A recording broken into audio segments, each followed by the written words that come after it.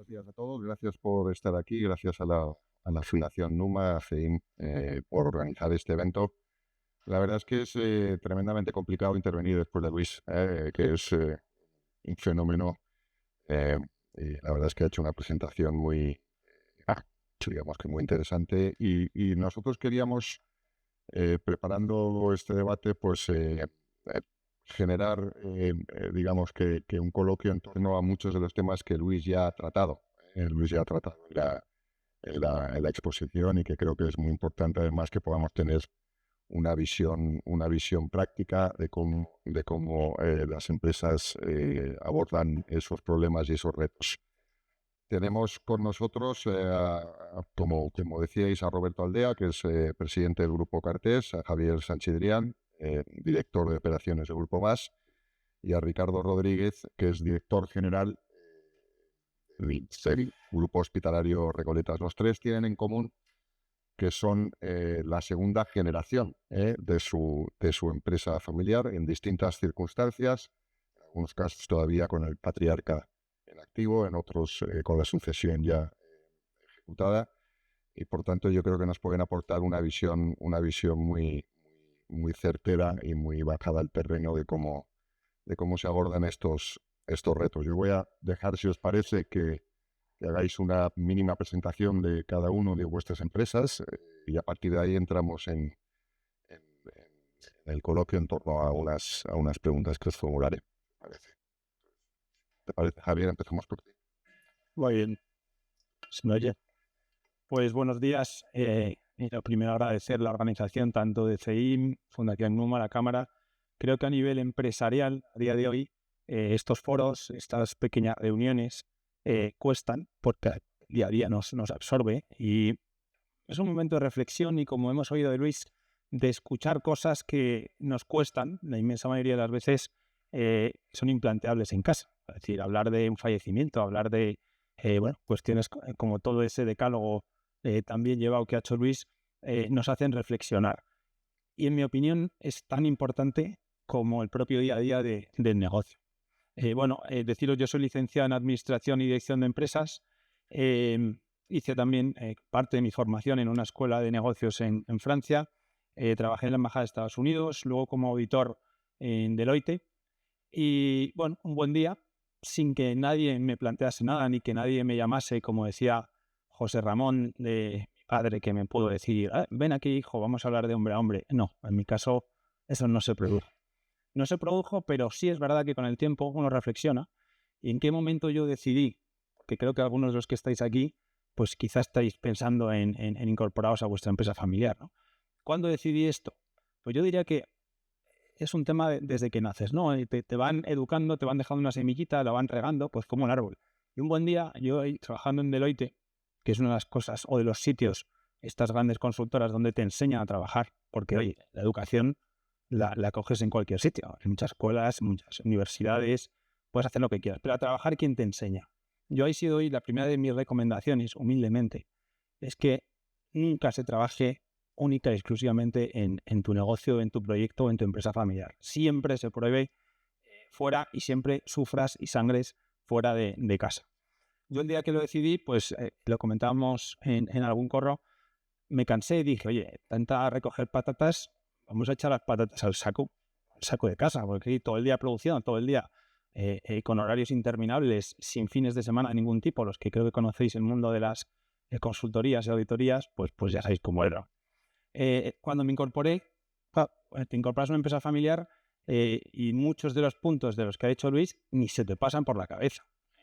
Y por no alargarme mucho más, yo sí, dentro de esto y dentro de mi pequeña presentación, deciros que desde el Grupo Más somos un holding de empresas, nos dedicamos a sectores como hostelería, ocio, el tema inmobiliario, tema agropecuario también, estamos bastante diversificados, y la sucesión a día de hoy pues está producida al 1,5, ahí no es la segunda, porque nuestro fundador, padre y embajador de nuestro grupo, pues sigue con nosotros, ¿no? Que le he traído también para que me vea y me escuche. Cuando inicias tu proyecto personal en una carrera familiar, en un proyecto, lo que hay que alejarse, desde mi punto de vista, es de, oye, voy a ir porque vivo mejor. O sea, las empresas familiares, a pesar de lo que se diga, se trabaja más, sufres más y normalmente el día a día lo llevas de una forma personalista. Y esto es otro de los grandes errores del empresario español, ¿no? Por la idiosincrasia que hay, yo creo, en nuestra cultura, la empresa es un hijo. Y ese hijo pasa por fases. Y que ese hijo pase de una primera a una segunda generación en su gestión, pues es muy complejo. Y la única solución que digo yo, y solo voy a dar una palabra y una receta, es generosidad. O sea, no puedes ir a trabajar pensando en beneficios o en las cuentas de resultados. Tienes que ir a trabajar, no por ti, porque para eso te quedas donde estás, ganas un sueldo y vives fenomenal, o positas, como hemos visto antes José Ramón, que es lo que hace hoy en día casi todo el mundo. Si vas a la empresa, vas a dejarte media vida, porque la otra media es tu familia. Y nada más, con eso hago un poco mi introducción.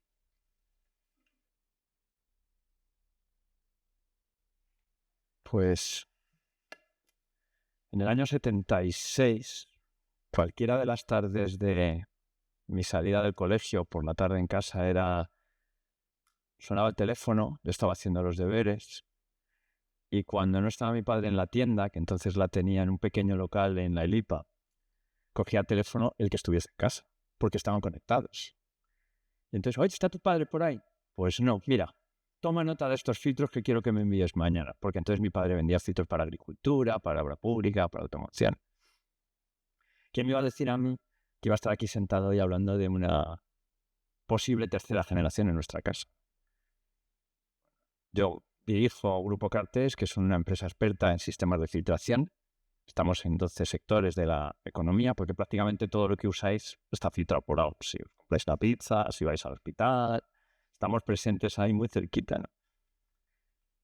Mi mujer, cuando me conoció, me dijo filtros para cigarrillos, para aspiradoras, ¿no? Entonces, en realidad no, pero desde ahí fuimos creciendo. Como empresa familiar, pues yo lo viví muy cercano, en casa, pues porque el día a día de nuestro negocio iba creciendo y casi que no sé si hubo otra posibilidad. Yo sé que me preparé para eso porque además me parecía un planazo, el plan de casa, ¿no? Ahora tengo 5 hijos, mis 5 hijos pues tienen diferentes formas de ver la vida, algunos quieren estar, otros quieren hacer otras cosas. Hemos empezado el diálogo sobre qué quiere cada uno, desde pues esa generosidad, como tú bien decías, comprender cuál es el camino para que se hagan y se realicen como personas. Yo estoy encantado de estar aquí con vosotros, agradecido a Ceim, a ti, José Ramón, y a vosotros, Cuatro Casos, por haber contado con nosotros. Y claro. Buenos días, soy Ricardo Rodríguez, muchas gracias por la invitación, por poder compartir con vosotros un poco las experiencias que durante estos 20 años que llevo en la empresa, compartiendo el día a día del grupo hospitalario, que es el grupo familiar del Grupo Hospitalario Recoletas, pues que hemos vivido, que son experiencias que vives de muchos tipos y que las vives además.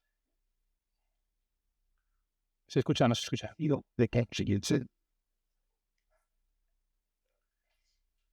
que las vives además en muy primera persona y bueno, con todas las implicaciones que tiene pues estar en una empresa familiar. El Grupo Hospitalario Recoletas es un grupo sanitario, nos dedicamos a prestar servicios médicos que tenemos presencia principalmente en la zona noroeste de España, aunque también estamos en Castilla-La Mancha, tenemos proyectos en Andalucía también y estamos en la segunda generación. Mi padre, que es el fundador, sigue liderando el proyecto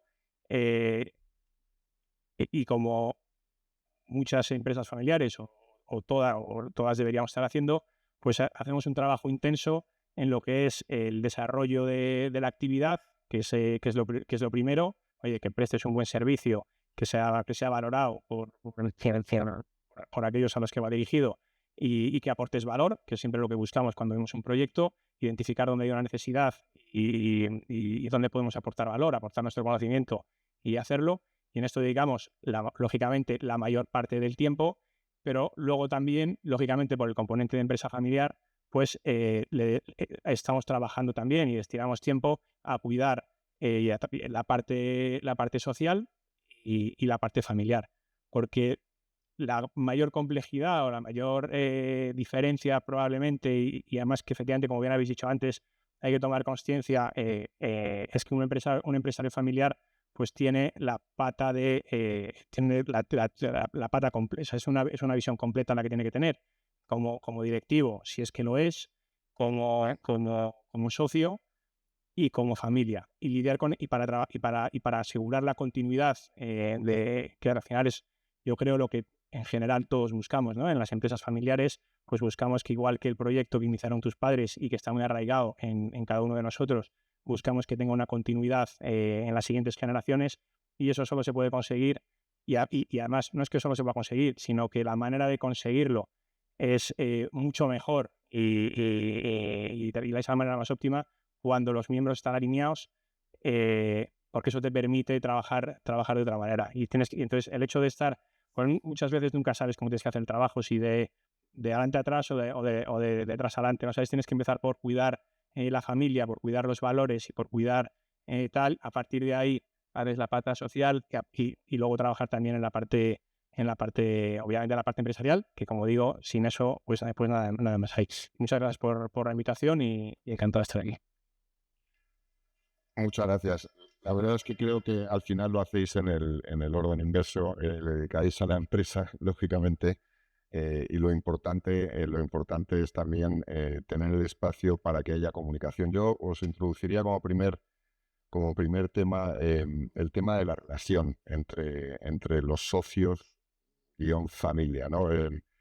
Hacía referencia Luis a la transparencia. Yo creo que es fundamental. Ahí tiene que haber una comunicación fluida y completa, y nosotros vemos constantemente situaciones que son producto de una falta clamorosa de comunicación, ¿no? Y nos parece que también para que esa comunicación fluya es muy importante que haya una definición adecuada de roles, ¿no? Tenemos miembros de la familia que son administradores, tenemos miembros de la familia que son ejecutivos, tenemos miembros de la familia que son simplemente accionistas, otros son cabezas de ramas familiares, dependiendo de los casos. Entonces, es muy importante que cada uno tenga el gorro adecuado puesto y que todo el mundo lo vea, ¿no? Y le vea la carta que tiene en el gorro para saber cómo dirigirse. Yo os preguntaría cómo abordáis la comunicación en vuestro caso. Javier y Ricardo, pues los miembros de la familia sois también trabajadores y ejecutivos de la empresa. En tu caso mencionabas, Roberto, que tienes miembros de la familia que quizás no puedan no tener interés en trabajar en ella, ¿no? En trabajar en la empresa familiar. ¿Cómo abordáis ese proceso de comunicación para aseguraros de que todos tienen una información adecuada del desenvolvimiento de la empresa, de los proyectos, de los retos, de las dificultades? Bueno, en mi caso, de la segunda generación, mi hermana, que es socia de la empresa, que nunca efectivamente ha tenido un interés por estar en la relación de las operaciones. Y yo creo que lo que hemos trabajado de manera intuitiva desde pequeños es la confianza, ¿no? O sea, somos hermanos, nos queremos mucho, hablamos mucho, tenemos vidas separadas, ella está siempre en otro país, está lejos, entonces tiene que ejercer una confianza plena en mí, y seguramente porque él ya no le quiere dedicar tiempo.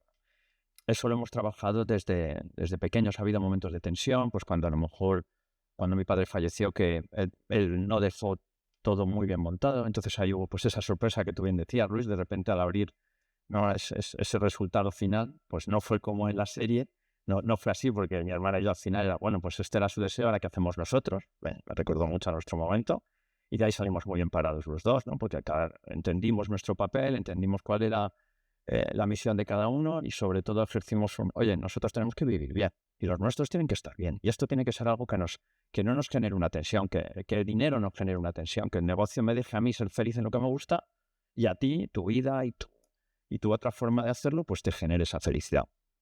Y desde ahí funcionamos bien. Ahora con mis hijos, claro, algunos de ellos cuando empezamos a hablar de esto, cuando empezamos el diálogo, decían, es que papá, yo te he visto sufrir tanto que no quiero estar ahí. Entonces, comentabas, no sé, pero esa sensación, y mi padre no llega, y mi padre está de viaje, y mi padre de repente está en Israel y han tenido un problema con no sé qué, y mi padre está en Camerún, y era como, mira, es que esto es un susto, yo no quiero tener una relación con eso. Luego poco a poco fueron entendiendo, pero algunos definitivamente han dicho, mira, no, esto es el mundo, yo quiero ser enfermero, es que yo soy muy feliz ayudando a los demás. Y los demás lo que tienen que entender, y lo que están entendiendo, es decir, Vale, pues ¿cómo te podemos ayudar a que seas un enfermero feliz? Entonces, diálogo y generosidad, en nuestro caso, está funcionando muy bien. Mis hijos tienen entre 20 y 28. Uno está en Deloitte también, y me alegra lo que has dicho, porque yo creo que está aprendiendo y además él quiere seguir. Bueno, entonces puedes ser un buen ejemplo para él. Y ha sido sobre todo un nivel de comunicación desde, oye, somos la misma sangre, somos la misma familia, ocurra lo que ocurra aquí, vamos mejor si estamos juntos. Ese es el momento que estamos viviendo. Un momento dulce quizá porque mis hijos son muy jóvenes todavía. Bueno, pues, si os parece, sin duda, yo creo que la comunicación y que sea una comunicación estructurada, antes lo decías Luis, donde estés esté estructurado, cuándo os vais a ver, de qué temas vais a hablar, y que puedas compartir los temas. En mi experiencia, efectivamente, yo estoy en el día a día de la empresa. Somos 3 hermanos, no todos tenemos el mismo grado de involucración, hay 2 que sí, uno que menos, y a lo largo del tiempo las situaciones que se generan generalmente son por falta de comunicación. Entonces, en el momento en el que dinamizas esto, lo estructuras y tal, pues te entiendes. Y no hay nada como entenderse para que las cosas sean claras, poder tener un objetivo común y así poder hacer porque claro, la empresa familiar, pues lógicamente supone es un foco muy importante de atracción, de algo que en una familia siempre está ahí, ¿no? Entonces, esto puede afectar, lógicamente, positivamente, negativamente. Entonces, hacer que esto que es tan importante en una familia, como es una empresa familiar, sea algo conocido, compartido y entendido por cuantos más miembros o todos los que tengan posibilidad de opinar o de tal, siempre es bueno. Porque en el momento en el que tú consigues comunicarte bien porque básicamente al final los temas son estos, pues vas a poder conseguir lo mejor que se le puede sacar a las empresas familiares, que es la unificación, el tener objetivos comunes, objetivos de largo plazo y tal. Por delante, lógicamente, oye, hay que seguir trabajando y nunca hay que dejar de hacerlo. El tema de los valores familiares, porque sobre esa base, pues oye, siempre todo lo demás, pues va más fácil, es más sencillo. Pero la comunicación es fundamental. Bueno, poco más que añadir. Yo, en nuestro caso, claro, mi hermano y yo somos 2, pues estamos en el fragor de la batalla diario y claro, y la comunicación pues surge natural. Claro, que no tienes otra que no entenderte. Es tu hermano, lo has mamado desde pequeño, de primera, segunda generación. Yo creo que por nuestra cultura en general, nosotros en una empresa estamos en Madrid, ¿no? Y aunque trabajamos en una zona centro, pues hace ya 45 años, va a ser el año que viene, que nuestro padre empezó y lo hemos ido mamando. Yo comprendo que esta comunicación de lo que estamos hablando en una tercera generación, como pueden ser mis sobrinos o mis hijos, hago una reflexión de futuro, por si a algunos vale, es probable que no quieran trabajar en la empresa. Yo creo que es probable. Y lo que hay que tener muy claro, como este gran especialista nos ha dicho Luis, ¿no? Desde un despacho como Cuatro Casas, hay que dejar muy claro que el que trabaja tiene un salario, el salario es de mercado, y que no le venga nunca en una tercera generación un familiar que no es ejecutivo y que no está ahí, pues lo famoso de España, ¿no? Es que tú no estás aquí para luchar todos los días. Ya. Pero es que tú cobras por eso. Y si tú no quieres, ponemos a otro. La profesionalización, que es a lo que me estoy refiriendo en este caso de la empresa familiar, pues es que es la base de la subsistencia. O sea, si estamos aquí porque esto es de papá, mira, no. O sea, esto puede funcionar un tiempo, pero los negocios se acaban. Y las empresas familiares, aparte de su negocio principal, o desarrollan una parte patrimonial que sostenga eso con las vidas que va teniendo cada negocio y con los procesos que tiene cada negocio principal, o esto no se sostiene. Por eso yo diría que la comunicación o en una primera generación y segunda puede ser más natural, pero en una tercera tiene que estar absolutamente fijado y bien repartido. Y no se está en la empresa porque tú eres hijo de o sobrino de, sino porque vales. Y si no vales, no pasa nada. ¿Que quieres ser enfermero? Pues que me parece maravilloso. Igual es mucho más digno que la, decía, ¿no?, que la absurda labor de ganar dinero. Pues a lo mejor. Pero la supervivencia de la empresa y de la familia está muy por encima de los gustos, creencias o formas de ser feliz de cada uno. Muchas gracias. Hay un tema que ha tocado Luis que yo creo que es estructural a todo lo que hemos hablado hoy, que es la existencia de un protocolo. Y como decía antes mi socio, el protocolo es el producto final de todo un conjunto de reflexiones que la empresa tiene que hacer y que sus miembros tienen que hacer. Y eso tiene que marcar la pauta. Ayer justo tenía una reunión con una empresa familiar, estamos en la parte final del diseño del protocolo. Tiene que marcar la pauta para los siguientes 10 años, sin perjuicio de que es algo que hay que revisar cada año, ¿no? Cada año hay que releerlo porque digamos que la realidad es mucho más rica que cualquier previsión, ¿no?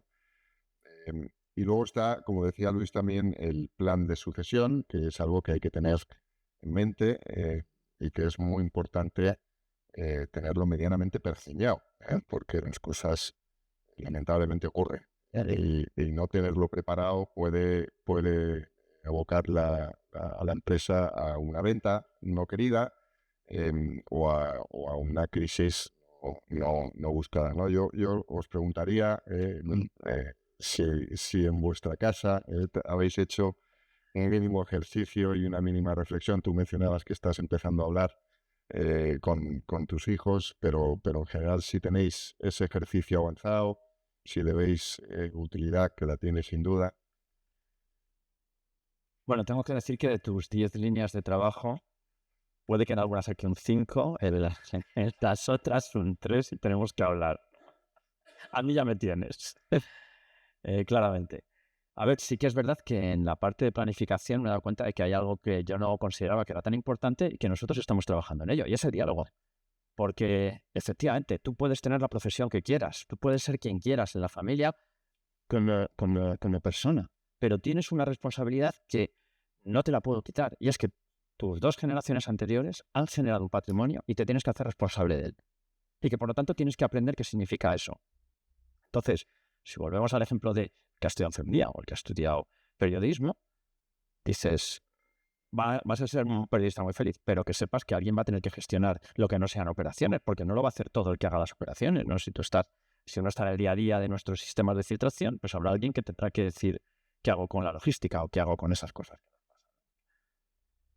Por lo tanto, estamos ordenados pues un poquito más de lo que yo pensaba, porque queríamos empezar este año ya con su edad a trabajar en el protocolo familiar, y yo pensaba que era más una lista de cosas que dejaba yo hechas, ¿no? Como tú, esto es lo que yo quiero que hagáis, ¿no? Y resulta que este otro diálogo de ¿a ti qué te gustaría?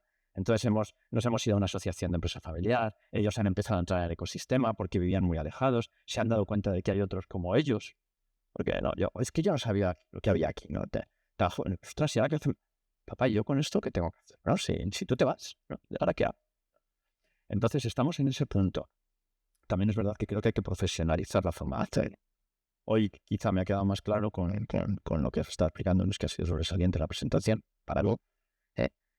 Y entonces estamos un poquito avanzados ahí, y en otras líneas de trabajo, que son los roles de cada uno, estamos hablando de manera sincera, viendo qué es lo que le gusta a cada uno, porque ya sé que hay 2 que le gustaban las operaciones, pero vamos hablando de esto. Y ya hay otros que dicen, bueno, ¿esto del mundo financiero? ¿Qué es eso de tener una cartera de qué? No, y si sube y baja, y si estamos en eso.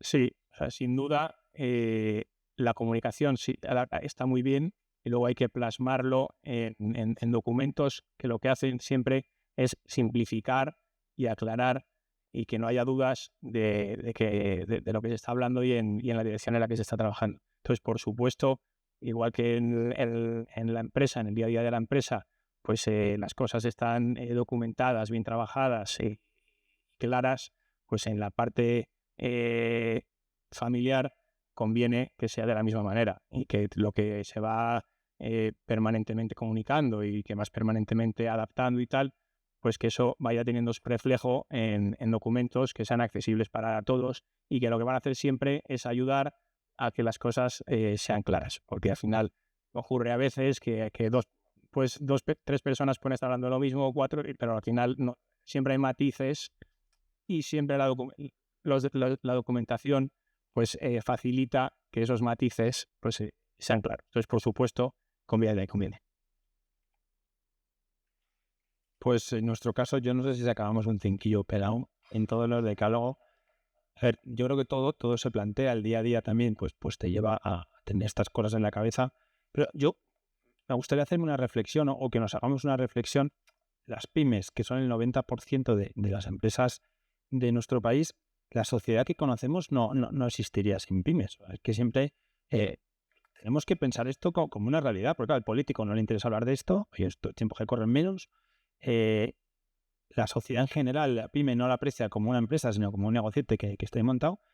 ¿Hasta qué punto la empresa familiar española se puede llegar a plantear esto en su día a día de forma real, eficiente y puede contar con profesionales para hacerlo? Pues no lo sé, pero lo veo difícil. Y lo veo difícil, muestra está de que de la primera a segunda generación es porcentaje ínfimo el que sobreviven, y de la tercera creo que prácticamente no pasa ninguna. Entonces, si bien hay que hacerlo, yo me planteé mucho antes de eso, oye, la estructura de las empresas que tenemos, o son conscientes de que son empresas, de que son pymes, de que tienen que sobrevivir, de que su proyecto tiene que ir más allá, o el mero hecho de tener un protocolo, que sí es un documento, pero como bien habéis señalado, es una guía de funcionamiento para cuando no haya marcha atrás. No, el día que te planteas esto por necesidad, ya es tarde, ya es mejor casi ni que lo hagas. Entonces, yo me planteo y os planteo, ¿es que la estructura de las pymes o las microempresas tienen capacidad de sacar adelante cuestiones tan importantes como la estrategia, las políticas, las reglas internas, los familiares políticos? Te quiero ni contar ese berenjenal. ¿Quién se quiere meter en eso? Se mete quien no le queda otra. En el día a día es que ni te lo planteas. Lo que te planteas es, oye, la empresa tiene su riesgo, vamos a tener aquí unas capitulaciones bien claras. Casarte en Madrid no es común, pero yo creo que en Cataluña es lo más normal del mundo, que estés casado por separación de bienes, ¿no? Esto, que es lo que de alguna forma tienes que dejar perfectamente plasmado, veo complejo que la sociedad que vivimos, los ritmos que vivimos, una pyme, una micropyme, lo puede hacer. En nuestro caso, pues sí, hay muchos deberes adelantados, para sacar un cinquillo sí, pero dudo que no sé, la gente que nos está viendo online, ¿no? ¿Qué estará diciendo que yo cuando hago esto? O sea, ¿cómo le digo yo a mi hermano, a mi padre o a mi sobrino que haga un protocolo? Pues hay que hacerlo, ¿eh? Bueno, si quieres tener esa continuidad. Efectivamente, nosotros tenemos la suerte o desgracia de ver la parte patológica de la empresa familiar en muchas ocasiones, y si os dais una vuelta por los juzgados de cualquier plaza importante de provincia, os daréis cuenta de que es importante tener este tema medianamente trabajado y que la familia lo tenga medianamente interiorizado.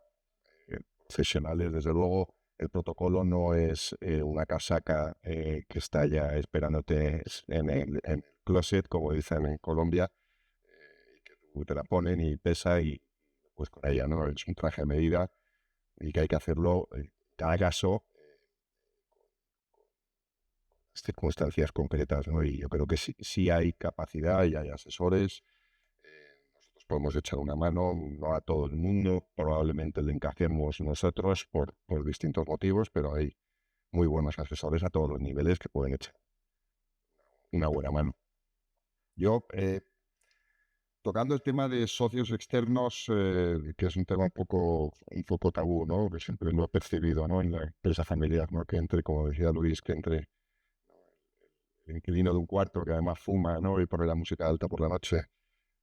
O incluso la convivencia con financiadores, digamos, porque la banca tradicional juega un papel y un rol fundamental en el desarrollo y en el crecimiento y en la subsistencia de la empresa, pero de un tiempo a esta parte han aparecido muchos nuevos actores que son financiadores, pero que juegan un rol de cuasi socios, ¿no? Eh, eh, Creo que en ambos casos, tanto en este capítulo de financiadores más caros que la banca tradicional, pero que aportan más que la banca tradicional, en mi opinión, o de socios externos, pues pueden contribuir, como decía Luis, oye, pues a acelerar el establecimiento de unas reglas de gobierno corporativo que ayuden al conjunto de la empresa, pueden aportar el crecimiento, aportar capital, que es fundamental. ¿Vosotros cómo veis en vuestros negocios esa posibilidad? ¿Es algo que os planteáis? Bueno, nosotros, en nuestro caso hemos utilizado y utilizamos banca tradicional, me gusta la palabra, los bancos pues, para financiar nuestros proyectos. También hemos recurrido a formas de financiación externa, muy bien medida, muy bien parametrizada, porque yo siempre he pensado, y mi hermano que es quien mejor sabe de tema financiero, pues cuidado, los bancos te dejan dinero, van a final de mes, te ponen la mano, pero no deciden. Claro, un socio externo quiere cuentas. Igual hasta algún día quiere decidir, igual hasta algún día, como tenemos cientos de casos, te quedas sin la empresa. Es delicado. Creo que en momentos de crecimiento, depende de cada empresa y de su momento de crecimiento, es una utilidad que cada vez es más común. Claro, decir hace 30 años, oye, ¿quieres que entre un tío de fuera a tu empresa? Como decir, que es que con tu mujer y contigo por la mañana esté un tío tomando el café, que es violento. Y pongo ejemplos personales porque los que estamos en la empresa familiar es que es verdad. Es que es tu familia, es que tu empresa, además de ser un proyecto empresarial que, oye, que del que vives, es que es así. Entonces, el domingo, ponía un ejemplo, el cocido del domingo. Es que el cocido del domingo, vaya un tío que no conoces, por mucho dinero que tengas. Evidentemente no. Ahora, si esto lo haces con un nivel de profesionalidad suficiente, bien atado, que te da las alas que necesitas y que tu proyecto se multiplica exponencialmente, pues me parece una solución en los tiempos que corren cada vez más común y conveniente, mi opinión. Yo creo que lo importante con la financiación siempre es tener claro que tiene que haber un encaje entre el instrumento de financiación que utilizas y el momento en el que está la empresa. Entonces tiene que estar alineado. La financiación es una herramienta que sirve para desarrollar generalmente un plan de negocio de una empresa. Entonces, si tú estás, dependiendo del momento en el que estés, conviene que optes por una estructura de financiación u otra. Todas son buenas dependiendo del momento en el que tú estás. Si tú estás en un momento de optimización de costes, estabilidad absoluta y tal, conviene que te vayas a una estructura de financiación lo más barata posible. Si estás en un momento de crecimiento y quieres financiación para crecer, conviene que te vayas a una estructura de financiación diferente que te deje más caja. Eso a nivel de lo que es financiación vía deuda. Que algunas veces decimos, no, es que te entra en deuda y te entra como si fuera un socio, ¿no? Yo creo que efectivamente, como estaba diciendo Javier, hay que diferenciar mucho, porque un socio efectivamente opina y un acreedor financiero lo que hace es que te presta un dinero y lo que quiere es que se lo devuelvas y que hagas lo que sabes hacer. Entonces, tienes que tener claro por qué optas. Porque cuando, en mi opinión, metes a un inversor, que entiendo que es el tipo de socio financiero en el capital que estamos hablando, cuando metes a un inversor cualificado en el capital, ahí y llevándolo a las empresas familiares, si algo tenemos, es una visión de largo plazo. Para nosotros, los tiempos y las rentabilidades nunca las mira. Por supuesto, todos tenemos planes a 3, o sea, a 1, 3, 5 años, pero las rentabilidades todos las vemos mirando mucho más largo plazo, 15 años, 20 años. Y un inversor cualificado, por su naturaleza, tiene una visión que es de mucho más corto plazo. Te mira, oye, ellos tienen sus tiempos de inversión. Esa diferencia lógicamente, puede generar problemas de objetivo, de qué es lo que está buscando cada uno.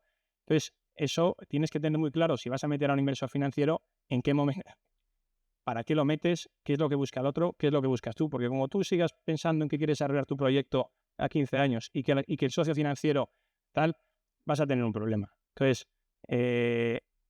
ya depende de cada uno. Lo que sí que conviene es tener muy claro qué es lo que tú buscas, en qué momento estás. E independientemente, porque efectivamente estábamos diciendo, claro, nos enfocamos en empresas más grandes o empresas más pequeñas. Empresas familiares, las hay grandes, las hay pequeñas. Está claro que cuanto más grande, más acceso a financiación tienes. Cuanto más pequeño, menos acceso tienes. Pero yo creo que esto, de la alineación del tipo de financiador que tienes con el momento y el objetivo que tiene la empresa, yo creo que no se debe de perder ni en los malos momentos. Porque todos, una empresa que tiene 30, 40, 50, 100 años, pasa por momentos buenos, malos, regulares, otra vez buenos. Si cuando estás en un momento complejo financieramente vas a buscar una solución que te crees que es más sencilla de aportar capital y tú realmente lo que estás buscando es salir de esa situación y lo que estás mirando es a un plazo más largo, vas a tener los mismos problemas. Entonces, mi recomendación sería que en esa mira de largo plazo, que no la perdamos nunca y que el socio financiero o el financiador o el instrumento financiero que busquemos en cada momento, seamos firmes, porque en el largo plazo, en la vida de una empresa, vamos a pasar por coyunturas y por situaciones, pero si nos mantenemos fieles a esto, oye, nos habrá costado mucho dinero. Yo no quiero meter a alguien en capital porque no quiero tener a 3 años a alguien que me esté diciendo tal. ¿Estás dispuesto a pagar en un momento dado un 10 o un 15% por tu deuda? Pues hombre, voy a perder durante estos 3 años, me va a aportar esta caja, si consigo levantar el plan, si consigo evolucionar el plan de negocio y tal, pues habré tirado una barbaridad de dinero. Bueno, pues una barbaridad de dinero en 3 años, comparado con un proyecto de muy largo plazo, se queda en una anécdota. Dura y tal, pero se queda en una anécdota. Entonces, yo creo que hay que mantenerse siempre fiel y consciente de en qué momento está la empresa, en qué momento están los socios, que al final la decisión de qué tipo de deuda, yo creo que es una decisión empresarial, o sea, digo de día a día de empresa, la decisión de qué, si es capital o es tal, es una decisión de socio. Entonces, ¿en qué momento está la empresa? ¿En qué momento están los socios? Y con eso decidir la estructura que más adapte a esto. Bueno, es muy interesante. Para mí es una cuestión de dónde quiero captar el talento. O sea, nosotros tenemos un equipo directivo, somos una pyme dentro más de la PEM que de la gran empresa. Entonces tú tienes un plan, quieres desarrollarlo, tienes un nivel de endeudamiento, tienes este run siempre de soy empresa familiar, tengo que tenerlo yo todo, cuanto menos dependa de los demás, ¿no? Y entonces si este plan, si ese talento viene de dentro, si nosotros podemos desarrollar un plan y sabemos que es nuestro, que controlamos, que estamos convencidos de que el desarrollo nos va a llevar a un lugar de crecimiento, a un lugar mejor, a lo que busquemos en ese momento desde la estrategia, entonces intentaremos captar la deuda más económica posible desde donde esté. Hasta ahora lo que hemos hecho ha sido banca tradicional, ¿no? Claro, si yo me voy a otro tipo de capital que tiene un riesgo sobre quién va a ser el dueño de esa sociedad en el futuro, por ejemplo, ¿no? Por pérdida de control o por desconocimiento mío, porque no tenga los asesores adecuados, tiene que ser porque el talento que traen de fuera, es decir, el apalancamiento en el crecimiento, en la nueva posición, que es muy parecido a tu argumento, ¿no? Al final, la posición en la que voy a terminar tiene que ser extremadamente mejor, porque los riesgos son mucho más grandes. O me voy por la autovía o me voy por la sierra. Por la sierra voy a disfrutar conduciendo, sí, pero me puedo salir, ¿no? Entonces, si tienes claro para mí, si tengo claro el plan, voy a seguir en la deuda tradicional. Cuando viene alguien que ya nos está pasando y me dice, hombre, Roberto, es que con donde tú estás, con lo que tú sabes y con lo que nosotros sabemos, esto puede ser mucho mayor. Y además te lo justifican porque son socios industriales, ahí sí que a veces tengo dudas. Porque este socio industrial me aporta un capital, pero nos puede aportar una nueva situación. Ahí creo que el socio, o sea, el diálogo con la familia es muy importante. Quiero meter a mis hijos en esto, en este punto, yo tengo 57 años, quiero meterlos aquí. Va a ser una decisión ya de ellos. Tengo que esperar un poquito para tomar esa decisión y a lo mejor ese apalancamiento en el crecimiento y en el riesgo lo aguanto hasta que ellos puedan estar tomando decisiones conmigo. Así estoy tomando la decisión. Muy interesante. Oye, hablemos mínimamente de la protección y separación del patrimonio personal que Luis también mencionaba. La verdad es que el empresario en general tiene multitud de flancos en los que expone su patrimonio personal, ¿no? Algunos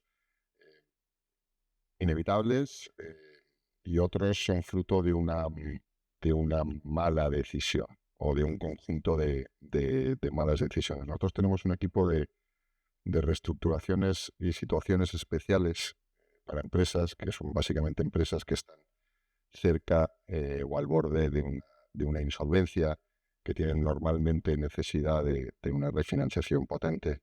La primera pregunta que hacemos es si hay avales personales. Y siempre la primera respuesta que recibimos es que no.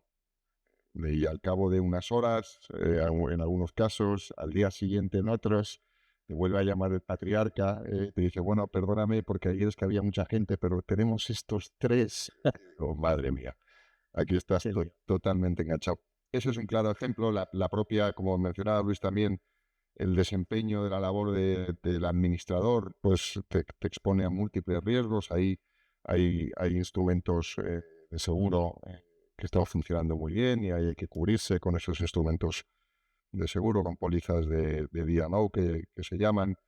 El retener innecesariamente reservas en la empresa, bueno, tendéis a pensar que ahí está vuestro bolsín, ¿no? Pero lo dejáis dentro, ¿no?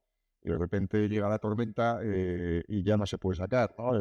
Entonces, también la confusión del patrimonio personal y el patrimonio empresarial.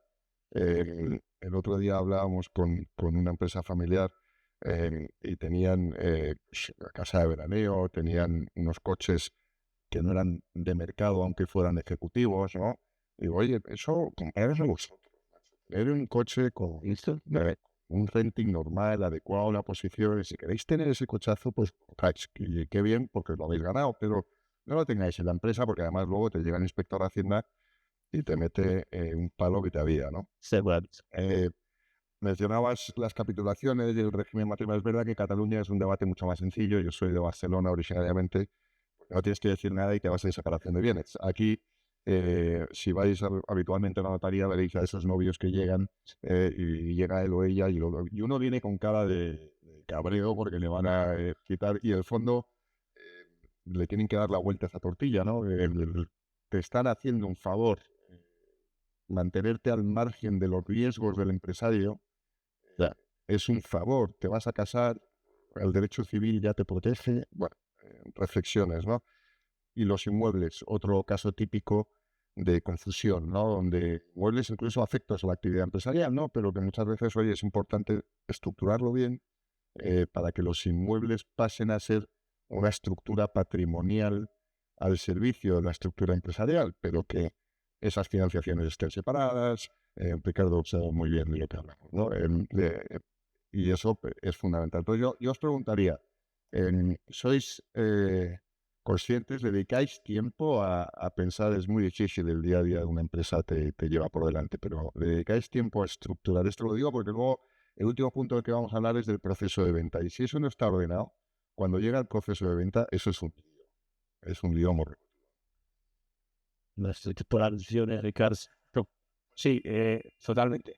Totalmente. Y efectivamente la primera recomendación, y especialmente a las empresas que son más jóvenes, y que al final todas las empresas jóvenes, generalmente las que la promueven, pues el tema del aval personal, pues es casi una constante que ocurre.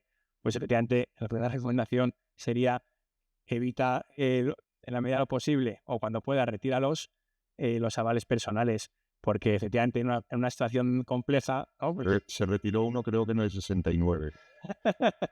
bueno, oye, pero o sea, si tú te pones como norma, ¿no? Que al final todos tenemos que tener normas de funcionamiento y tal, te pones como norma, no se entregan avales personales, pues es una norma. Y si la norma es otra, pues entonces es otra. Entonces, intentar que no haya avales personales, porque una situación compleja, pues nada tiene que ver una negociación con una entidad financiera si tienes avales personales otorgados o si no los tienes. Entonces, eso es lo primero.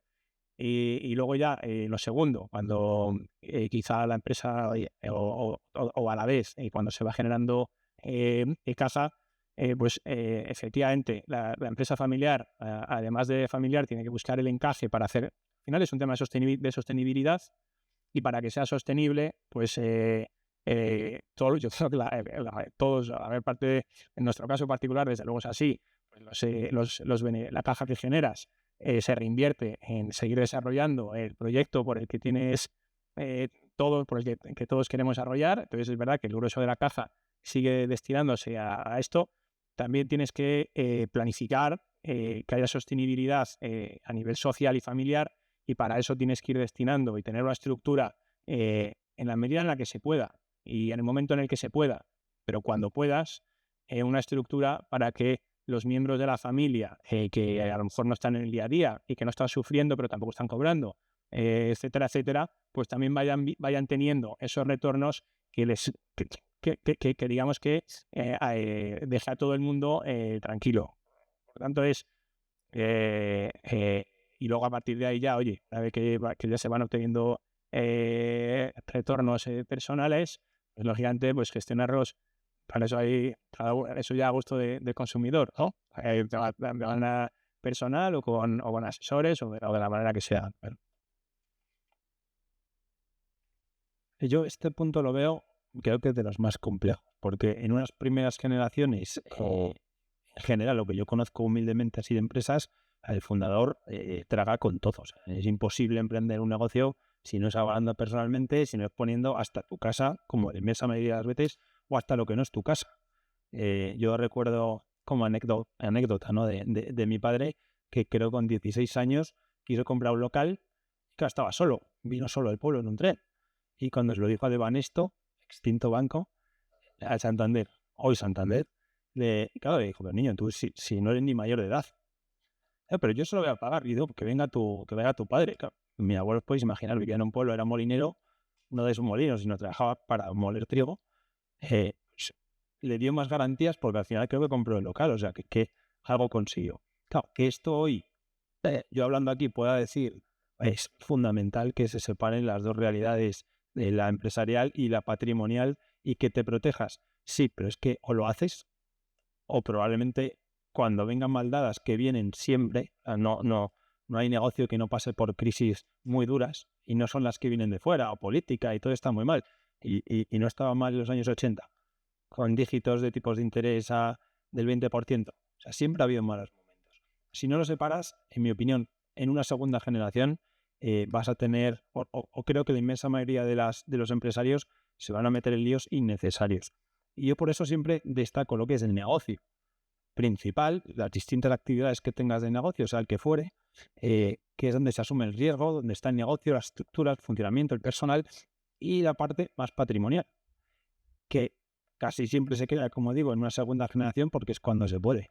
Ojalá un empresario emprendedor pudiera irse blindando su patrimonio personal al principio, pero creo que, en resumen, ¿no?, de mi opinión, pues depende del momento, esto es vital, pero no siempre creo que es posible, ¿no?, proteger ese patrimonio personal, porque una empresa es un hijo, y un hijo le das todo desde el primer momento.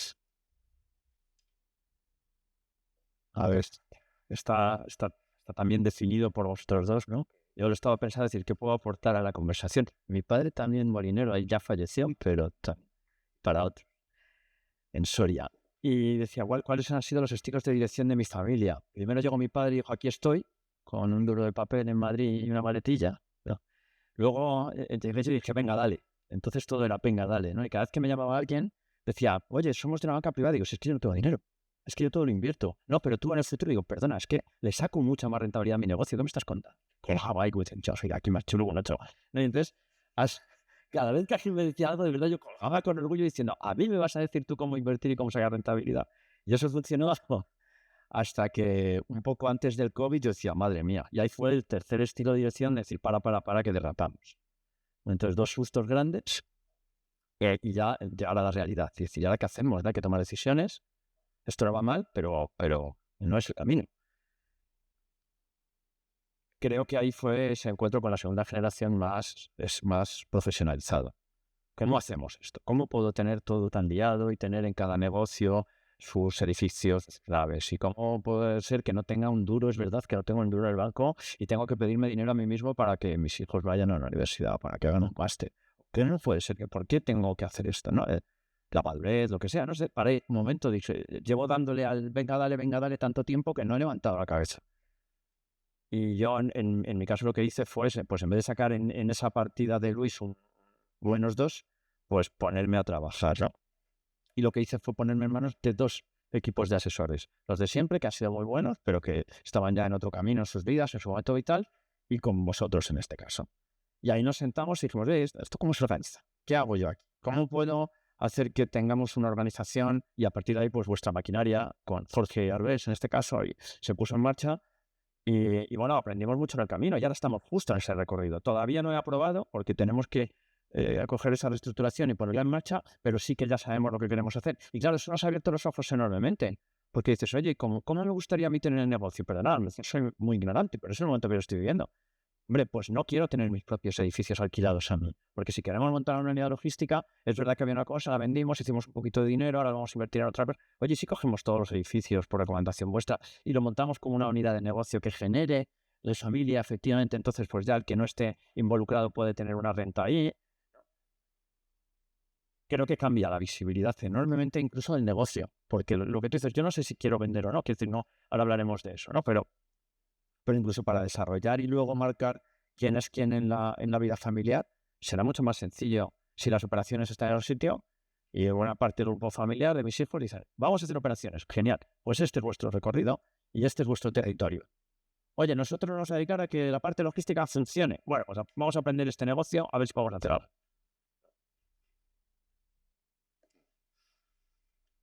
Totalmente de acuerdo. Oye, no sé cómo vamos de tiempo. Hablamos mínimamente de una posible venta, ¿no? Yo, me decía tu padre, Ricardo, yo no vendo ni muerto, ¿no? Sí, le creo a pies juntillas. Ahora, en nuestra experiencia, ¿cuándo una empresa acaba encarando un proceso de venta? Yo creo que hay algunos motivos que son inevitables. La falta de relevo es un claro ejemplo, y ahí pues los jugadores de capital riesgo son muy buenos identificando grandes negocios que tienen un problema de sucesión, pero no porque no sean capaces, sino porque realmente no hay mimbres. Y ese es un supuesto claro. Hay otro que es la desalineación de intereses entre la familia, normalmente donde hay algunas ramas en empresas familiares grandes, donde ya hay ramas que participan y no participan en la gestión, donde empiezas a oír esto de que trabajo para ellos y que no me lo llevo. Empiezan, y eso en muchos casos es fruto de que no han ordenado su relación bien, y el que trabaja no cobra lo que tiene que cobrar, sino más, y el que no trabaja pues no se lleva lo que le corresponde, ¿no? Y eso también desencadena, y luego simplemente hay veces que es una oportunidad irrechazable. Y este es especialmente un momento donde se están dando operaciones a unos múltiplos completamente, yo no sé si absurdos, porque los pagan, y los que los pagan no son tontos, pero sí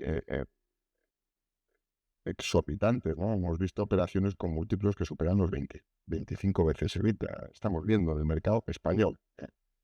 Una barbaridad, ¿no?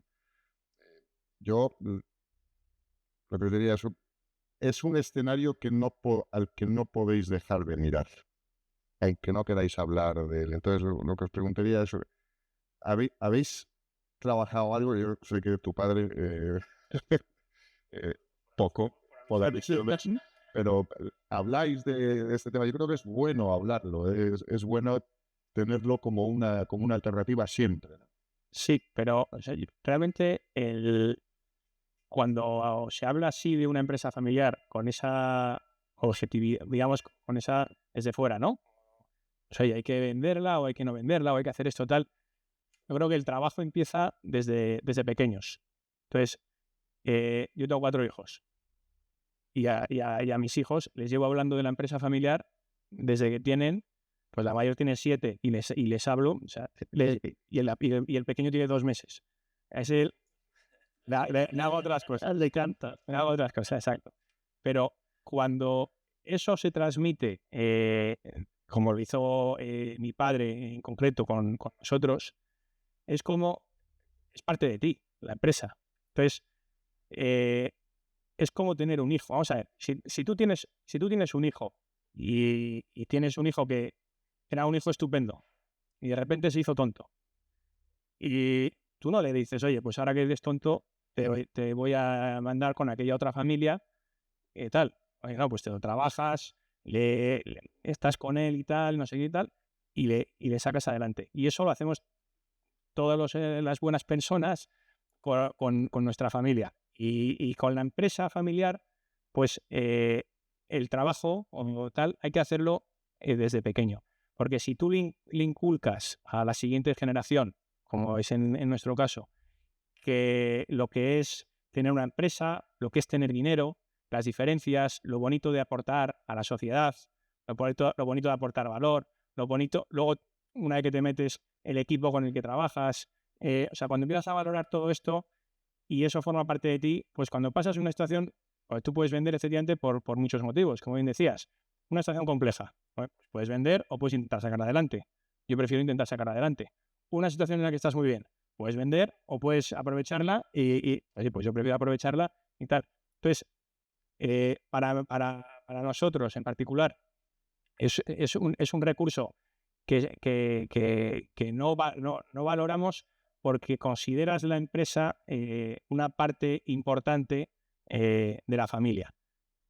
Oye, está claro que desde un punto de vista hipotético, si un día la tienes que vender, pues oye, para eso hay un tema como todo, hay que hacerlo profesional, ver qué objetivos, ¿no? ¿Qué objetivos quiero tener? Quiero cuidar a mi equipo, quiero maximizar valor, quiero maximizar proyecto, tal. Porque al final lo mismo da, creo yo, cuando tú vendes algo, lo mismo va a venderlo, si ya son cantidades muy altas, lo mismo te va a venderlo por un poco más, un poco menos, porque si te vas a arruinar, te vas a arruinar igual lo hayas cobrado un poquito más o un poquito menos. Entonces, ya luego será como todo, a determinar qué es lo que buscas y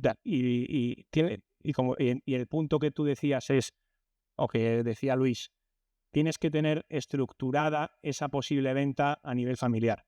Pues bueno, yo creo que tienes que tener, antes de eso, tienes que tener estructurado el incorporar en tu familia ese cariño, ese tal por la empresa, de manera que la estructuración, la venta, pues sea más remota, o sea más.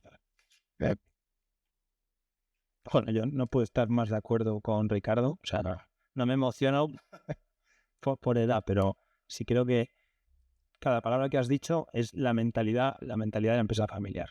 Yo, en mi opinión, vaya por delante, el que vende acaba.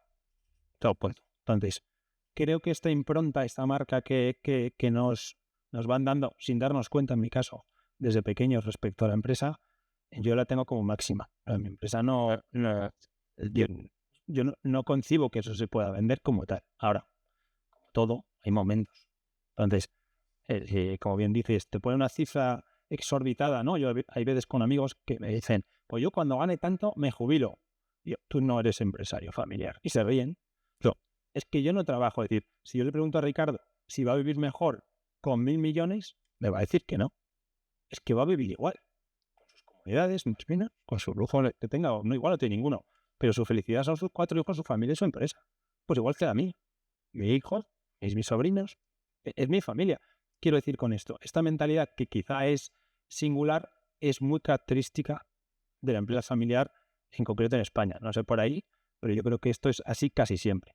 Hay momentos, sí, quizá pasan 20 años, el negocio principal en el que funcionas, pues por motivos legislativos, de tendencias, de tecnología, se acaba y vender es fundamental. Y para eso, pues como habías planteado, creo que hay que tenerlo en la cabeza. Oye, y si un momento dado llega, es que es difícil. Y si un momento dado llega, como pensar en que te vas, o como hablabas con tanta, si me permites, frialdad de algo tan real como, y si falleces, joder, yo no me planteo en mi vida que, oye, me lo he planteado, ¿eh? Y si eres católico, pues más. Pero no es una cosa con la que gestiones. Por eso, el hecho de vender o plantearte o planificar, pues hombre, como todo en la vida de las empresas, hay que planificar los escenarios. No puedes trabajar pensando en esto. Eso se llaman startups y todas estas cosas, está muy bien, pero no es una empresa familiar. Imposible. O sea, imposible. El esfuerzo, la generosidad, el sacrificio, la entrega. Bueno, no quiero parecer aquí un teórico, lo digo de corazón. es que o te vuelcas en cuerpo y alma, mira, móntate otra cosa, pero no una empresa familiar con la que tengas que vender.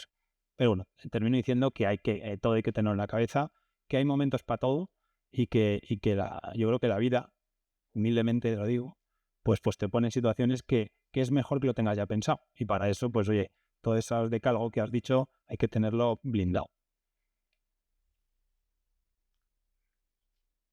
Estaba con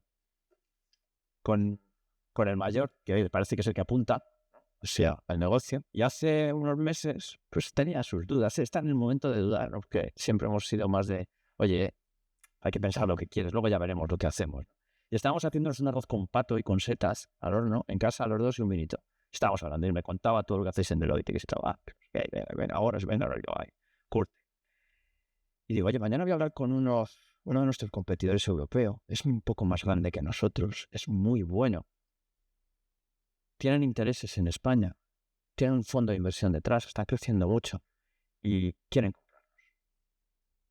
Y mañana voy a escucharles porque llevamos mucho tiempo hablando, porque somos competidores y nos vemos en foros y hablamos y a veces colaboramos en proyectos. Y entonces Pedro en ese momento me dice, mira, si te pagan lo que no vale, deberías. Quedé ahí un poco. ¿Tú sabes eso que te dan? Ay, cómo me ha dolido esa. Pero dije, bueno, a ver, vale. Bueno, pues mañana les voy a escuchar y voy a obtener una actitud positiva sobre eso. No voy a preguntar, pero voy a escuchar. Siempre escucho. Tú decías, ¿qué hay que hacer? Yo siempre escucho. A las 5 de la mañana tenía un mensaje en el móvil diciendo, espera, que lo mismo me he precipitado, ¿no? Y entonces ahí yo creo que de repente se dio cuenta de lo que estábamos hablando. Se cuidado que este señor va a vender algo que hemos hecho durante tantos años y que yo he tomado con una frialdad y una facilidad una decisión que a lo mejor hay que pensar, ¿no? Entonces, a ver, estamos abiertos. Yo estoy abierto a escuchar porque la estrategia es, ¿qué queremos tener? ¿Somos una familia de empresa o somos una familia de empresarios? En nuestro caso, por el tamaño que tenemos todavía. Entonces, no sé si llega un momento en el que llegue alguien y el multiplicador es tan excesivo que a lo mejor Pedro tenía parte de razón y dices, lo que vuestro se puede transformar en otro concepto que haga crecer a la familia. Ese momento económico que se puede producir porque se produzca casi un milagro.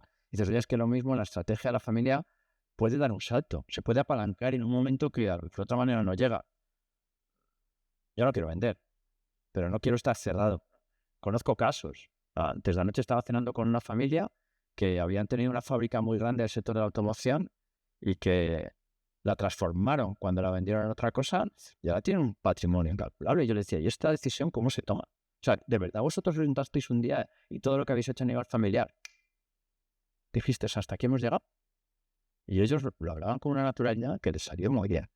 Entonces, yo creo que hay que tener la mente abierta, esperar ese es el momento adecuado. Claro que es uno de mis hermanos en este caso, ¿no? Porque yo cuando hablábamos de la empresa decía que mi padre y mi madre habían tenido 3 hijos. Primero nació mi hermana, luego nació la empresa y luego nací yo, ¿no? Y entonces hablamos en esos términos, ¿no? Yo tengo a mi hermana aquí al que cuido, que además es muy listo porque nos da todo de comer. Entonces, escuchar desde mi punto de vista sí. Si hay una locura en el mercado, valorar si de verdad la familia con eso puede apalancar el patrimonio hacia el futuro y luego, pues me imagino que será una conversación muy incómoda para todos nosotros si tuviésemos que tomar, porque es un miembro de la familia. Sí, yo tengo que decir que he participado en muchísimos procesos de venta de empresas familiares y si hay algo en todos ellos común es la cara del empresario el día de notario. Y yo le decía, algunas veces no le podía decir porque le estaba pagando yo, me parecía mal educado. Cuando era mi cliente le decía, anímate y piensa a partir de ahora y coge este cheque es muy bueno. Y se iba a cabizbajo, o sea que estoy completamente de acuerdo con vosotros. Pero luego, como decía Luis antes, ¿no? También me he cruzado con empresarios que no tenían un relevo claro, que tenían alguno medio apuntado y que él mismo decía, prefiero transformar este patrimonio empresarial en otra cosa más ilíquida y más estable que debe comer a mi familia. Y puedes dar la solución. Ahí sí añadiría, Alfonso, que claro, vender entendemos como vendo, termino, cojo el cheque, tan visual esto, notario, cheque. Pero eso es así, pero quizá ese cheque luego no sale de la notaría para invertir en otro negocio. Es decir, cuando digo empresa es proyecto. Entonces el sentido de empresa, ¿no? Es un proyecto de generación de valor para tu familia. Yo creo que es el sentido de empresa familiar, ¿no? Son así medio filosófico, pero yo lo siento así. Claro, si estás vendiendo una parte, todos vendemos todos los días. Cada uno vende una cosa. Claro, si estás vendiendo pues componentes, vendo un componente, es muy visual, cojo, lo vendo, cojo mi margen y sigo. Para comprar otro componente, mejorarlo y volverlo a vender. Si entiendes la venta de una empresa familiar como esto, me parece una cosa a plantear en el día a día, porque es que lo hacemos todos los días. Otra cosa es como se hace hoy, que llegan los fondos y coge el paquete entero, la familia le das y ahí viene el dicho famoso de padres empresarios, hijos por Dios, ¿no? Porque el dinero termina siendo nada. Pero si el dinero se destina en esa venta para algo bueno, pues bienvenido sea, ¿no? Y también a veces da lástima ver gente con 90 años sin continuidad que lo que termina es pues haciendo ricos a los competidores, claro. Porque es que el mismo no se baja del barco. Ese es el momento, yo creo, donde una empresa familiar, por los motivos que sean, que no son ni malos ni buenos, pues te planteas una venta. Ahora, que es una lástima y que yo no dudo que haya un solo empresario, por negocio que haga, que venda la empresa con felicidad, que haga yo empresario. Eso estoy completamente de acuerdo. Claro, ahí está probablemente el matiz de que ha hecho ese empresario, a que ha destinado el tiempo durante esa vida de empresario. Si solo lo ha destinado a sacar su proyecto adelante o si a montar una empresa familiar con una vocación de continuidad. Está claro que si el objetivo era uno, pues oye, cuando termina la vida profesional de esa persona, pues termina la vida de la empresa. Pero si el objetivo era otro, pues yo creo que estamos un poco yo creo que son las dos casuísticas y depende de cómo se han desarrollado. Unas cosas no son de la noche a la mañana, depende de cuál ha sido la evolución ratio. Muy bien, pues muchísimas gracias. Yo creo que eran suficientes los temas. Sí, perdonad que tome la palabra. He visto algunas preguntas muy interesantes en el chat que yo creo que también para dar un poco participación a la gente que nos sigue de manera telemática, voy a leer alguna antes de darle la palabra a José Ramón para que haga las conclusiones de la jornada, si os parece. Nos preguntan, parece claro que es inevitable que entren ejecutivos externos en la empresa familiar. Entiendo que es el Consejo de Familia el que debe velar por preservar los valores tanto de la empresa familiar como de la familia empresarial. La pregunta es, ¿cómo se hace? ¿Qué herramientas se utilizan para inculcar esos valores familiares en la incorporación de gente externa? Bueno, yo si queréis me animo a contestar. Yo no diría que es claro en cualquier caso. Yo creo que hay muchísimas empresas, sobre todo familiares, sobre todo cuando las generaciones ya están más desarrolladas, donde tienen incluso mecanismos de formación para procurar que los miembros de la familia que quieran trabajar en la empresa pues tengan la preparación adecuada para asumir el rol que corresponda. Si la empresa tiene que plantearse la incorporación de un ejecutivo externo, yo creo que esa es una decisión que sin duda tiene que estar consensuada. Tenemos muchos casos recientemente en prensa, ¿no?, de ejecutivos externos que entran en empresas familiares y duran 20, 30 días, ¿no? Ahí no conozco en muchos casos el detalle, pero seguro que no estaba suficientemente la llegada del ejecutivo externo, ¿no? Porque si no, no dura tampoco. Porque por mucho que choques, tardas un poquito más, ¿no?, en salir por la puerta, ¿no? Son unos 3 meses. Pero los protocolos habitualmente tienen regulación específica para pautar ese proceso y en muchas ocasiones, especialmente cuando el relevo no es claro o no está listo, porque muchas veces es que no está listo, muchas veces ocurren circunstancias no deseadas, como decía Luis, o hay saltos generacionales que obligan a que haya una transición en el primer ejecutivo o en los principales ejecutivos, y todo eso se puede prever y hay asesores y hay expertos que te pueden ayudar a buscar un ejecutivo estupendo, y luego hay procedimientos de gobierno corporativo internos para validar a nuestro candidato. Ahora, a mí me gustaría añadir Para mí yo creo que lo importante al frente de las empresas, el primer criterio es que el equipo sea competente, esté comprometido. ¿Queréis de la familia? Bueno, mejor, porque entre otras muchas razones los conocemos y se supone que tenemos una relación emocional estrecha con ellos. Pero hay un segundo aspecto muy importante también, porque a lo largo de la marcha de generaciones llega un momento que es cierto, y el tamaño de las empresas también, los miembros de la familia no suelen estar implicados con el tiempo en las operaciones ordinarias, suelen estar más en puestos de directivos o consejeros, etcétera, y se plantea un problema que es muy habitual, y es cómo los principios, las estrategias, los valores de la empresa se transmiten al equipo directivo y cómo se asegura la familia que vayan a actuar de acuerdo a esos principios. Bueno, eso también hay muchas familias y hay un modelo bastante habitual, que es que el Consejo de Familia pues suele generar también a veces un comité o una comisión de accionistas, para que no sean todos, sea más pequeño y más especializado, donde realmente se preocupan de entenderse en ese comité con los directivos más importantes y, por supuesto, de hacer el seguimiento, que las estrategias, los principios, que al final son políticas y restricciones a la hora de tomar decisiones en la empresa, sean coherentes con los signos de identidad de la familia. Pero yo creo que es importante que siempre pensemos en que la empresa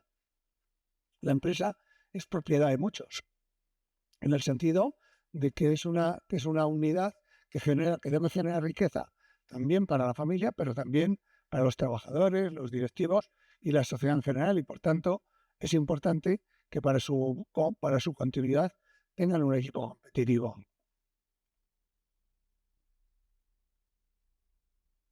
Muy bien, yo también quería decir a toda la gente que está aquí en la sala que también se pueden animar a hacer preguntas. Hay un montón de preguntas en el chat, yo creo que tampoco nos va a dar tiempo a contestar a todas. Igual sí quería incidir porque he visto más de una pregunta acerca del protocolo familiar. Por ejemplo, hay una persona que nos pregunta, ¿tenéis implantado el protocolo familiar y cómo fue el proceso? ¿Complicado, conflictivo? ¿Intervinieron los familiares políticos? Eso es interesante. Por no personalizarlo, voy a contestar yo en base a la experiencia. Normalmente los familiares políticos están al margen. Y además creo que es prudente que así sea.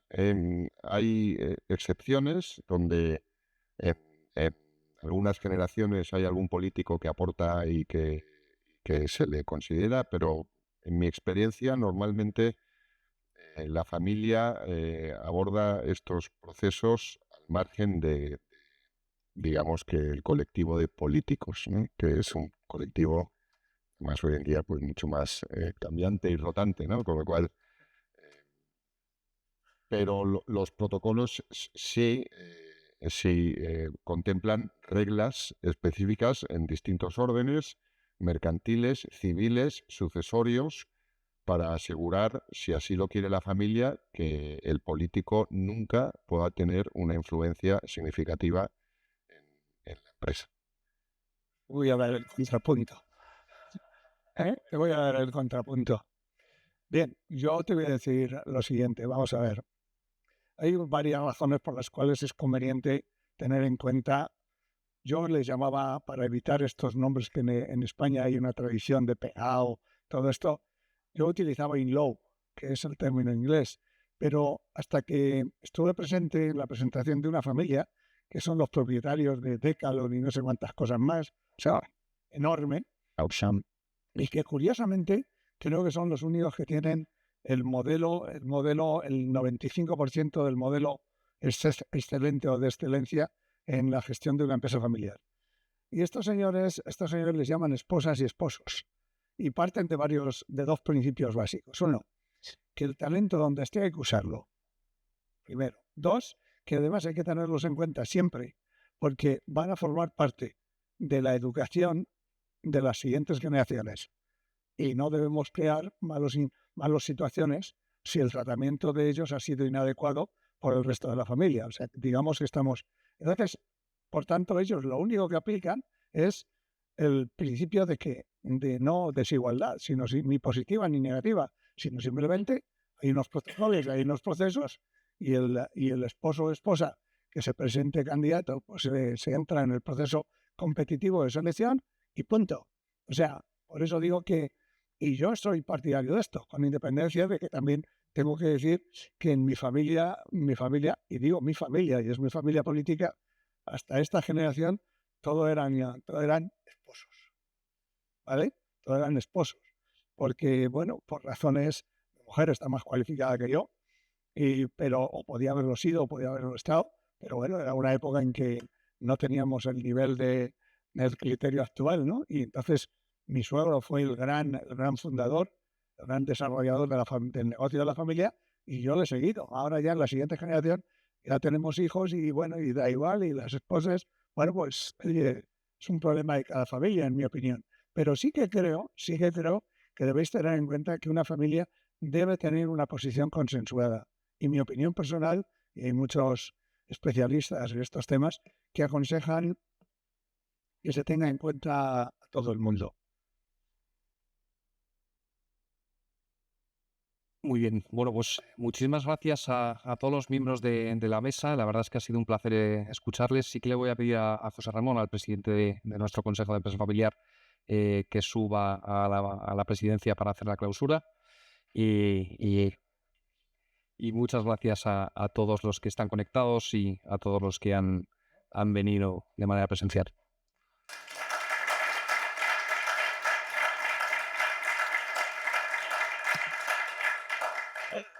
Bueno, pues toca el momento final y yo voy a ser muy, muy breve. Yo quería señalar dos temas importantes. El primero es que digamos, el relato central de esta jornada es simplemente que, bueno, que los empresarios somos vocacionales, esa fuerza interior que nos hace precisamente sacar fuerzas de flaqueza y salir adelante en cualquier escenario. Yo creo que además en las empresas familiares esto es más aún. Yo he oído a Javier pues una frase que es muy interesante, pues es verdad. Las familias empresarias se vuelcan en sus empresas. Y yo creo que es el momento de reafirmar esa vocación, porque no nos olvidemos que el bienestar de nuestras familias y el bienestar de muchísimas familias que son colaboradores directos, internos y externos, y sobre todo todos los ciudadanos de este país, necesitan que los empresarios, y especialmente las empresas familiares, sigamos ejerciendo nuestro noble oficio, a pesar de lo que digan y a pesar de las circunstancias. Segundo, un detalle muy importante. Quizá en estos momentos, pues dé un poco de vértigo el hecho de que tenemos que hacer muchas tareas. Y de hecho, todas las tareas hay que hacerlas. Pero afortunadamente no se suelen presentar todas de golpe. Cuando estamos hablando de una generación, son 40 años, 30, 40 años. No es necesario mañana y con alguien tenía un hijo de meses, ¿no? No hay que pagar el protocolo en hijos de meses. No. Digamos que lo que debemos ser conscientes es que la familia va a crecer, y por tanto, y que cada miembro de la familia va a crecer a sí mismo y va a tener expectativas y visiones distintas de la vida y de su proyecto de vida. Hay una cosa muy importante. Si queremos que esos miembros de la familia, pues no se trata de manipularles, ni en positivo ni en negativo. No podemos llevar a casa solamente problemas. Yo siempre digo que si tienes problemas, tómate una cerveza en el bar de la esquina y luego ya a su vez relajadito, porque vamos a condicionar la percepción del negocio familiar a las siguientes generaciones, sin quererlo y sin saberlo. Vamos, ya sabéis lo que es yo tengo nietas de 5 años, y es que, las cogen al vuelo, ¿eh? Y mis hijos eran iguales. Por tanto, yo creo que es importante que esa transmisión se haga adecuadamente. Pero sobre todo que tengamos en cuenta que también la empresa va a evolucionar, pero no pasa de 8 personas a 8.000. Esto es un proceso evolutivo que tiene periodos y que creo que lo que hay que tener es una visión proactiva. Y aquí sí que señalo una cosa muy importante, y es que en este proceso de creación de un sistema de gobernanza, que es todo aquello que puede hacer que nuestra visión y nuestras estrategias se ejecuten y que den buenos resultados, pues se construya con la ayuda de profesionales. Los empresarios sabemos hacer las cosas, pero uno de los grandes errores de los empresarios es pensar que invertir en fondos es lo mismo que invertir en tu empresa. Hay una diferencia importante. Tu empresa la conoces. Los fondos son empresas que tú ni conoces, con lo cual hay que tener cuidado de que sepamos lo que no sabemos. Y por tanto, el ponerse a inventar estrategias digamos, fiscales, estrategias laborales, etcétera, es una locura. Creo que hay que tener en cuenta el verdadero concepto de la inversión. El verdadero concepto de la inversión es algo que genera un retorno, ¿vale? Y eso es muy importante porque los asesores externos no son un gasto, son una excelente inversión. Quizá que no es tan tangible como para poderlo llevar directamente a la contabilidad de la empresa, pero no cabe ninguna duda que está condicionando los resultados del futuro de la empresa. Y un último comentario. Creo que no hay ninguna duda de que todo empresario, yo tengo a mis hijos en cuarta generación y mi gran orgullo es que mis 2 hijos son empresarios. Eso es importante, porque yo creo que la verdadera esencia del legado familiar es el espíritu empresarial, la vocación empresarial. ¿Por qué digo esto? Porque mis hijos tienen empresas propias. Mi hijo mayor tiene una empresa de moda y mi hijo pequeño pues tiene una serie de temas de todo tipo. Porque este es como su abuelo, es universal y es muy... ¿vale? Y además trabajan con nosotros en el negocio común. Yo creo que hay que entender que nosotros somos propietarios de las acciones, pero la empresa es una unidad que genera riqueza para todo el mundo. Para todo el mundo debe generarlo. Y por tanto, la pregunta a la hora de qué decisiones, qué estrategias debemos plantear de futuro. Pues mirad, lo primero que hay que tener en cuenta es que, como alguien ha dicho hoy, lo que no aceptaría nunca, y afortunadamente se ha evitado en mi familia, es que cojas el dinero y te vayas a Marbella. Y ya está. Eso sí que es el final, porque lo que se ha perdido no es la empresa. Lo que se ha perdido es el espíritu empresarial, que es muy diferente. Hemos dejado de querer crear riqueza. Y por tanto, la empresa, pues mira, oye, que a lo mejor sola puede tener un desarrollo, puede tener problemas a medio y largo plazo. Estamos hablando de 50, 100 años a lo mejor. Pues oye, a lo mejor es mucho mejor desinvertir y volver a reinvertir. Esa es la cuestión. Y por tanto, sí que estoy de acuerdo con vosotros que a mí me tocó hacer esa operación en una de las empresas de la familia y yo me di cuenta de lo duro que era, pues afortunadamente por disciplina, el día siguiente de firmar la venta. Pero hasta la venta yo estuve actuando como un profesional y de eso, sinceramente, me siento muy orgulloso. ¿Que me dolió? Por supuesto. Pero hay que seguir. Así que chicos, dejaros de rollos, que somos empresarios, dejar de mirar los periódicos. Yo tengo un amigo y lo tengo por aquí que le entra un chismito cada 3 minutos. Yo tenía uno, pero me he cogido uno clásico. Dejar de mirar el rollo que os manipulan y a lo nuestro, a la empresa y al tajo.